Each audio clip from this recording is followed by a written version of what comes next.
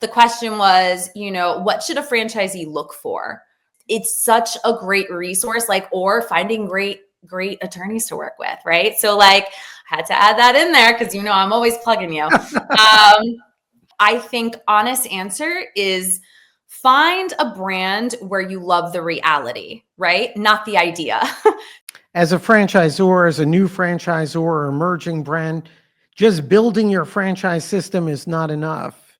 Building it doesn't mean people will necessarily come. And as you go on your franchise journey, as you build your franchise system, as you sell franchises, it's a learning process. And along the way, you need to be building your skills, your systems, to understand what your franchisees need to succeed, how you could help them as a franchisor, and build a thriving franchise system. And coming up, we're going to speak with Marina Mentzel, founder of urSwim. We're going to learn more about urSwim and also discuss Marina's journey as a franchisor, as an entrepreneur, and as someone who's building an amazing franchise brand.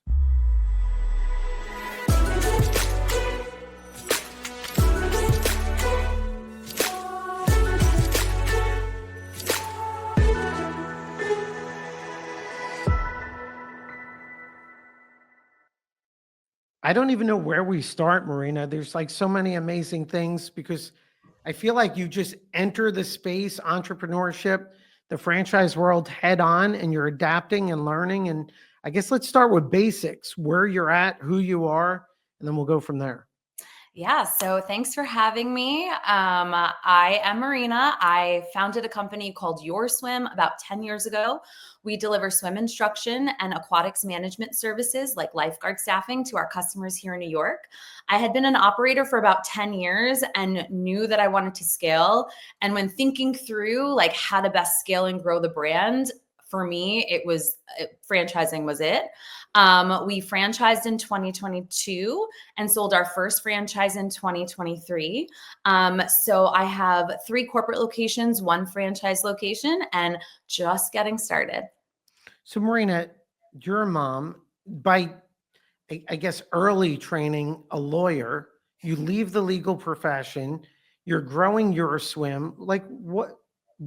When you reflect on that journey and where you are today and years ago, law school or being involved in different businesses, how do you get here? I mean, honestly, it's been a ride. For me, it was always about finding a service that I needed to deliver to the customer because they really needed it. I'm a true entrepreneur. I love the ideation phase, the creation phase, the execution phase, and now the scaling and growth phase is where we're currently at. So for me, it's, the last 10 years honestly have truly been a blessing. I loved launching the brand. I truly love the products, the services that we offer, along with the clients we get to meet along the way. And ultimately, it's helped me balance my lifestyle with having children and having still young children. It's been such a benefit to my family and my household, and honestly, I'm just super excited to continue chugging along. So, and outside looking in, I think this is the important part in life. When people step away from what they feel like they invested in or what they have to do. When I look at urSwim, when I see you, Marina, at conferences, events, I mean, you're engaged. I also, I also sit there and she's a mom, she's raising a family, has a husband. And then when I think about urSwim, what it does, service-based business, it really does feel like you built a business around what you want your life to look like. I mean, it's spot on. For me, it's about delivering impact to the communities we serve. And it's also about, reaping in financial reward along the way. So I, as you mentioned, had gone to law school, had every intention that I'd be practicing law on Wall Street, and quickly discovered that path was not for me and I needed to pivot. But all that education, all the trials and tribulations that come with going through that process, for me was just an added benefit when I started to become an entrepreneur. So I appreciated that education, because it's definitely, especially in franchising, has forged the way for me. Obviously, I need great attorneys like yourself to support, but it has helped me understand fundamentals that I think are critical to scaling the brand.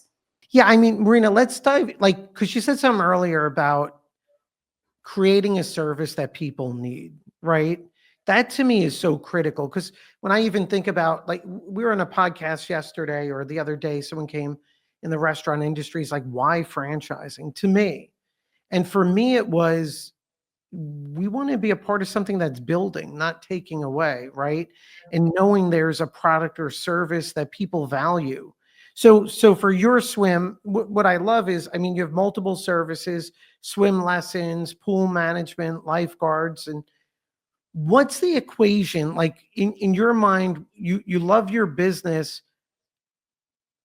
Why is it so compelling as a value or in need for that customer base? Yeah, I mean, our core customer is children under the age of 11. So, considering the consumer side of our business, drowning is the leading cause of death for children under the age of 4, and the second leading cause of death for children under the age of 12. So, there is a need for swim instruction, just period. On the commercial side, there is a huge lack of qualified, certified lifeguards that, commercial pools and commercial facilities do not have the resources to be able to support that type of staff. So when I was thinking through and I retooled the business model, in almost 10 years as an operator, really trying to figure out, well, one, what's the need of the community? Two, how can this work in different geographic areas? And ultimately, three, making sure that all the resources that we were, pulling through the business and those different verticals were really, functioning in a way that supported the overall growth of the brand, right? So, in regards to sort of the need, like swim instruction's just not going anywhere. The need for lifeguards is not going anywhere. It's a $9 billion industry. And frankly, it's been pretty fragmented. The last 30 years, our space at the industry level has been extremely fragmented, quite a bit antiquated. A lot of us are still, as operators, are catching up on methods, procedures, technology, all things that we can integrate in our brand. And that's something that I was extremely intentional about when, thinking through sort of, okay, this is what will be sold to the franchisee. It's like for us, our core values are exceeding our customers' experience through convenience. So how do we do that, right? Like through technology, through personalized services. One of our consumer products is you have a pool in your backyard, we will send the instructor to your location, right? So to me, that's such an incredible delivery of service because one in 10 homes in the US has a pool. So the demand is there. And two, 75% of all drownings in the US happen in people's very own backyard pools. So for me, it was like, okay, where are my customers and how can I go and make this process convenient for them? As a franchise, in our category, I have thought about, do I go and build a brick and mortar? And ultimately the decision came that I wanted this to be a nimble business model. I wanted to scale effectively, efficiently. And also, I know that some of these brick and mortars are never going to be able to tap into areas that our business model can. And there is still such a need. So I kind of wanted to capture the customers that might be isolated out of some of these more bigger boxed swim schools and be able to provide the service directly to them. The Marina, there's two journeys here, right? So your journey as an entrepreneur and now franchisor and your franchisees, right? And I know you've put a ton of thought. I mean, over the past year or so, we've had so many conversations and what I love is you're just relentless in terms of I'm going to acquire knowledge. I am going to get this right. I'm going to do the right thing. Um, what do you see when you reflect and you're thinking about what is the ideal journey for your franchisee partners? What does transformation look like for them in terms of being a part of urSwim, and what are you looking to achieve for them in their lives? I mean, for one, it's making sure that we are living to our core values of what we stand for as a business. So, again, our core offerings are swim instruction, education, and lifeguard staffing. So, we want to paint a path and a roadmap for our franchisees that they will be able to achieve financial milestones and penetrate their respective geographic areas, and we provide the skills, the tools, the resources, and the relationships they'll need to be successful in those areas. So for me, success is my franchisees are able to deliver a great product and ultimately able to provide themselves with, their financial freedom, whatever that means, right to them. Well, and you're a great avatar of raising a family, building a business that can serve your family, low startup costs, we're not brick and mortar, multiple revenue streams. And these are all things I'm reflecting on from our conversations. As as an entrepreneur yourself, right? And we met at a conference. What's the journey been like in terms of, because we spoke before this, and there's so much positive momentum behind urSwim. And when I look at the positive momentum, and we work with many our clients are franchisors, I could see the objective and subjective factors that are clicking, and we know the brand is doing well or going to do well. For you, what's that journey been like? Like, you enter the franchise world, right? And I won't overcast my opinion, which is everyone gets excited and consultants, advisors congratulate you. And I want to laugh at that because I'm like, no, no, congratulations. We're Yeah. getting started and Yeah. calibrating. Talk about that journey a little. I mean, I think you hit the nail on the head. I think also part of it is, you know, us as entrepreneurs, we're so passionate about what we're building that we build it, we franchise it, we get the approval, we get all the bells and whistles, the brochures, the congratulations from our consultants. And then there's this expectation because you build it, they come, right? And I think that's normal. I think most emerging franchisors, there's an expectation, like check, that needs to happen with how you scale and what scaling looks like. And each brand is going to be different, right? Based on their resources, based on their traction. So I think for us, I'm really glad that, 50 people didn't knock on my door to sign an FDD and become a franchise day one, because I needed to learn what skills I would need as a franchisor, what team I would need as a franchise, and what resources I would need so that I can make sure, right, that my franchisees are set up for success. So I, stopped wearing my entrepreneur hat and my operator hat, and now I have my franchisor hat. And, for me, the success of the brand now relies on everybody's success. So, franchise A to franchise B to franchise C, we're all supporting and contributing to the success of the overall brand. So for me, I think it's been a learning process, to say the least. I feel like in the 2 years that I've been a franchise and the 1 year that I've been a franchisor, like, that is really the lessons learned, right? So as we go to scale, and as I continue to add more franchise units, right, into the system, like I'm all in, right? Like, I want to be able to support the brand where it's needed the most. So yeah, I think the journey has been one of just a lot of, learning, right? And it should be. I mean, I wouldn't expect it to be otherwise. I just think that, when you're an emerging brand, there is this expectation. You'll see other brands that are like selling units like, out the door, and you start to think like, okay, well, what's wrong with my brand, right? So I think everybody's journey is different. I think if you have strong unit economics, a great brand, and a great team, and hopefully led by a great founder, like, the potential is endless.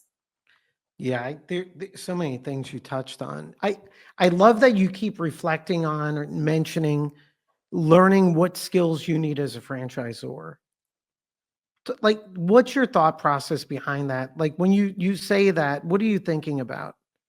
So I mean, right, like, you start a company, you own a brand here, we have like regional recognition. Like I have a lot of skills, right? But those skills aren't necessarily directly transferable to being a franchisor. So some of the things that I know, again, it's a personal development, professional development kind of journey. But like for me, a lot of it's like, okay, how do we build our corporate office? Like, who are those next team members that are going to help fuel the success of the franchisee? So what does that look like? What does that mean for my role? Like, what is it that I, might not do as well as this other person? And how can I bring them onto the team? So I think as a franchisor, and transitioning into a franchisor from an operator, it's really about, okay, how do we align the success of the franchisees for future growth? And it's very different than owning my own corporate stores. Like the decisions I make for my corporate stores when I wasn't a franchise are very different than I make when I make decisions for our corporate stores now as a franchise, right? Because I'm really thinking like, okay, is this successful for the whole brand? Like, how does this work? Or I'm like, okay, this is a campaign we're going to try in one of our corporate stores so that my franchisees, aren't going to be harmed by any errors that we make along the way, as we retool this part of our marketing strategy. So it's R&D for me now, my corporate stores. And it's really about learning how to like continue to retool the model to make our franchisees successful from day one. Like I want a strong launch. Like that is my goal, is road mapping that out for my franchisees, articulating that clearly and keeping them accountable. The Yeah, I mean, it blows me away. I mean, we met maybe a year and a half or 2 years ago, and you were passionate then, and you're now 2 times more passionate and a ton more precise with a great business model, Marina. When you're, because I know you speak with other emerging franchisors, you're passionate about doing this right, which I think is critical, right?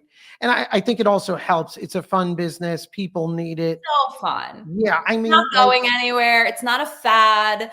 It's a space that people want to be in. It's a feel good space, right? Like I just recently, like I'll just tell a quick personal story. Like I recently through my staff chain, I get a text message of a client of ours in Connecticut that shared a story about her young daughter while they were on vacation in Mexico, helping save another little girl out in the ocean, right? And gave credit to the incredible work that was done in Connecticut.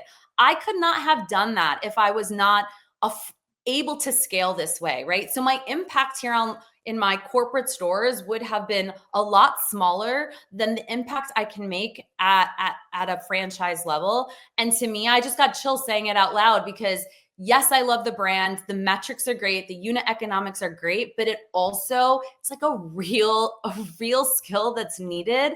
And right now, there's just not enough providers doing it right. And honestly, there's not many disruptors in our space. So for me at the industry level, like that's what gets me excited. Like that's what keeps me up at night. I'm like, how can I really inject some energy into this industry, energy into this space? I'm happy to talk how I'm doing about that. But for me, that's what makes this brand so exciting because it's just such a need. Truly is a need. Marina, because I like the 3 different service lines, if they are different service lines, right? Lessons, management, lifeguards. In an ideal world, the way you think about the business, if I were a franchisee, franchise buyer, what would be like, how do they work together? How should I be focusing on the 3 different services? It's a great question. So for us, all of our franchisees have to launch with a home base, meaning that they have to have that year-round non-brick and mortar component to their franchisee at launch. So that's going to provide them year-round swim instruction in a third-party facility. So again, I'm not asking franchisees to wait 2 years or spend millions of dollars building a pool. We're going to utilize our resources and our relationships and help them source a pool that meets brand standards, and they're going to launch there. our hope is that with that launch, they're going to get comfortable in building out their talent pipeline, understanding the core services we offer, and really penetrating their geographic area and making sure that people know like these are the services we offer and these are the ways we offer it.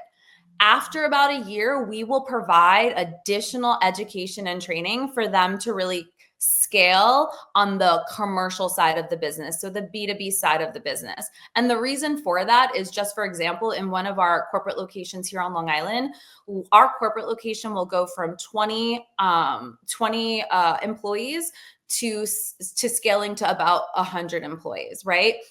So we want to make sure that the franchisees feel comfortable managing staff sizes, understand our core offerings, understand how to mitigate risk. And we've put a lot of time in the last 10 years making sure that we are fully equipped to be able to onboard that type of staff really quickly and efficiently, and provide resources back to the franchisees so they understand how to do that process. So for us, that's sort of how we built the model. Now I love someone who's going to come in and be like, hey Marina, I want to do at home, indoor, and I want to do commercial off the gate. And there's some operators that may have the skill set and the resources to do that, but for our standard benchmark, our thought is get comfortable in the indoor, understand and introduce our core offering, which is swim instruction. And then we will sort of help the franchisees pull the levers based on their geographic area of the other verticals we offer. Yeah, I never thought of it as B2B and B2C, right? So your business to consumer, business to business. On the B2B end, which I think makes sense, right? You're going to transition into it and you're also going to evaluate the opportunity, right? In terms of facilities and what are the core services on the B2B side? It's lifeguard staffing, right? So Okay. most think hotels, summer camps, municipalities, country clubs, like staffing for lifeguards is different than staffing for other positions in their organizations. It requires a skilled employee, a certified employee, and employees that need to be managed. So for us, that's one of our core offerings. In addition to just lifeguard staffing, a lot of our clients came back to us and were like, we love your staff. We want you to build out a swim program. So there are summer camps where they fully outsource their entire aquatics program. We are providing lifeguards. We're providing a swim program. We do the evaluations. We provide the feedback loop to the parents. So we're all in on those types of offerings. And I'll just share a little bit about sort of what it looks like. Like for us on the B2B side, those are really high ticket contracts. And I've not churned a single contract since I've gotten it. So I have customers now for like 7 years. And it's such a validation that one, the service was needed. And that two, we're doing something that's really providing a lot of value to our customer that they have not thought about offboarding, right? Like we're just roll over every year because now we're a core part of their business. And what's nice about it is with that, we're getting more brand awareness in these facilities that feed back into our consumer products. So it really is a very cyclical business model. And again, I'm in the Northeast, right? So like I can only imagine the type of success that some of our franchisees will have outside of this type of climate, right? So your Texas, your Florida, your California, just such opportunities since swimming is, top of mind, more than, we might be up here in the Northeast. Yeah, and it's a strong brand. I didn't think about the reinforcement on the B2B to We consumers. did. Yeah, no, Marina, what like the business model, right? Low startup cost. You've described it well. If I'm thinking about buying a franchise, what would be a reason why I shouldn't buy? Or, hey, Marina, what's a difficult part of the business that needs to be navigated? Yeah, I think that this brand is for people who want to be brand ambassadors, right? So we are a people-facing brand, customer-facing brand. If you are uncomfortable being in front of a customer, whether that be a commercial client or whether that be your consumer in your indoor facility, like this might not be the brand for you unless you have someone that can fill that role, right? So I would say for us, an ideal franchisee is someone who, is really a mayor of their town. So they're out there, they want to build relationships with other businesses, they want to build positive relationships with vendors, and really create those relationships to kind of lift the brand in their territory. Outside of that, there's not too many other reasons why you shouldn't want to join our brand.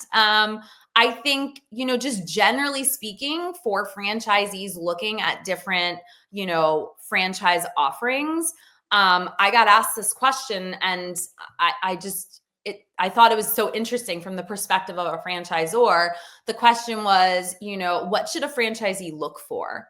Right. And for me, I think honest answer is find a brand where you love the reality, right? Not the idea. So, like, what does the day to day look like? Ask those questions. Like, when are you working? Like, what type of administrative tasks are expected of me? Like, how does the path forward look for me? Do you want to stay open till 2 a.m., right? Like, there's some brands that I'm like, oh my God, I want one. That looks so cool. But then, like, the reality of what it's going to require of a good business owner don't align. Like, those are questions that, as a prospective franchisee, you should be asking yourself and the brands that you're looking at. Yeah, reality becomes important. Marina, for people thinking about franchising or new franchise, or let's just stick with thinking about it. Yeah. What would be some reasons why they shouldn't franchise? It's a great question. I would say, in my limited experience in the franchise community, I would say that there's definitely like brands that are probably not mature enough to be able to be packaged and sold. Like, they still feel like they have a lot of internal kinks to work out, which is fine. And I'm not saying our corporate locations are perfect. Our job is to retool them, right? Like, to constantly improve them. So I would say, if one, you are still involved in a lot of the day to day and you still haven't built out a team that could help support you, and your brand still feels like you're working a lot of kinks, I would say you probably want to pause and really do some deep work before you go out and start bringing in the resources you need to franchise. I also think there's just some brands that, maybe franchising isn't the right way to scale. So again, I by no means am an expert. And I'm always happy to have candid conversations about like my personal experience with franchising. Overall, it has been extremely positive. I've met such great people along the way, vendors, supporters, and ultimately other emerging brands who honestly have become such a resource, right? Because, and I was just saying this to you offline before, through conferences and education, it's like we kind of find each other. And it's nice to have emerging franchisors that can like lend some advice on what 30 units looks like, what pain points they have at 50 units, how they are dealing with a franchisee that's, needing to be terminated. Like, it's such a great resource, like, or finding great attorneys to work with, right? So like, I had to add that in there because I'm always plugging you. So I think for us, it's really about, as a franchise community, welcoming and building a community of franchises and educating other people that may be interested in coming into the world of franchising, whether as a franchisor or a franchisee. Like, we have a responsibility also to educate those around us. And it has been extremely supportive. And, for me, it validates that I made the right decision in going this way when thinking about scaling my brand. Marina, I not just saying it because you've attacked the franchise world in the most positive way. Like, you're at events, you're continuously learning, evolving the brand, doing all the things that I think make a very big difference. And the trouble, or where I feel bad sometimes, I'll see franchisors struggling but it's the founders aren't doing what you're doing. Like, and I'll say it all the time. When a brand succeeds, everyone takes credit, lawyers, advisors, but the reality is it comes from the founders Of and that course. perseverance and that learning and that adapting and watching you do this and seeing where your swim is at. I mean, it's pretty amazing. I hate to have to say that to you, but it I is. know. I'm sure you hated saying all that. No, but for me, it really honestly, like I'm so excited, right? Like I'm excited for the brand. I'm excited for our franchisees. And I see nothing but, really such an incredible opportunity ahead. And to your point, I think that, if you're not doing that constant education and professional development, and it was so nice actually at one of your Fran camps, I had this conversation with another franchisor who's, doing amazing. And, he just kind of laid out 2025. And it was again, just like learning and understanding and like making sure that the franchisees' needs were being met. I mean, there are some incredible emerging brands. Yeah. That's another thing that I feel like maybe we don't advocate enough for. There's amazing legacy brands, right? And that goes without saying, but there's some amazing emerging brands that have tremendous resources, incredible leadership, and I want prospective franchisees to really go and like do your due diligence, because don't be afraid of a brand that has 10 locations or 5 locations, whatever the case may be. There's a lot of benefits of being with a smaller, more nimble brand, right? Like you're going to get more access to leadership, you're going to get more one-on-one coaching.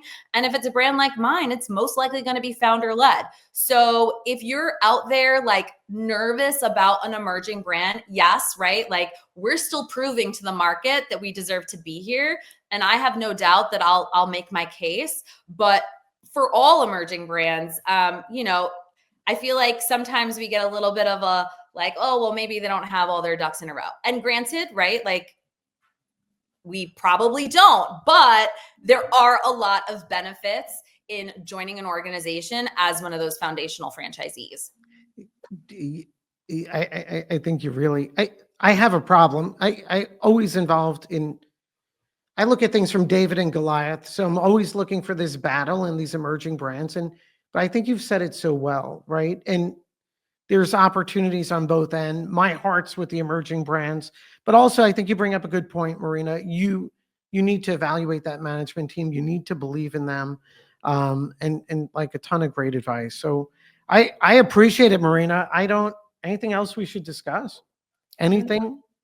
I don't know, Charles. I love talking to you. I mean, I love before I'm like, this. we could just shut off the camera. We could just talk. No, But I mean, what's the thing in the background that you don't like? stop. Okay. Stop. No, I know. Well, my office is super busy right now because we are like heading into our peak season, right? Still an operator, still have my corporate locations. So they were like, do not come in today because we have meetings and shifting of the desks and all the things. So I'm in my house and this is what we got for a background. All right, Marina, I appreciate it. This was awesome. I always appreciate you, Charles. Thank you so much for you and your team and for having me on today.